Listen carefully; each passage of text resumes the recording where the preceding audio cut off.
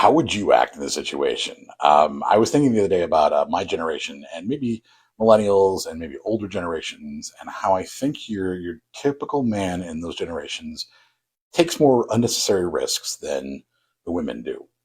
Your typical like average cisgender, dude. Um, and I have an exact scenario that I would like to know what you in the comments, men and women, how you would act in the situation. I have asked a couple in real life friends, and their answers were about what I expected. So my partner and I were going to dinner. We were in my car. We come up to a railroad crossing, and they were doing construction on the railroad crossing part. The trains were still active, but they were doing work on the crossing part.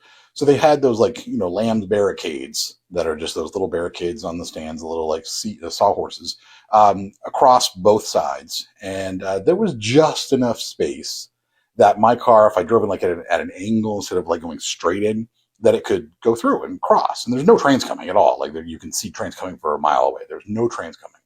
And of course, my first instinct is just go across. Like I don't want to have to back up, turn around, go all the way down 2 blocks to the bridge and go over the bridge. I'll just cut across because where we're going is literally right across there, like almost walkable.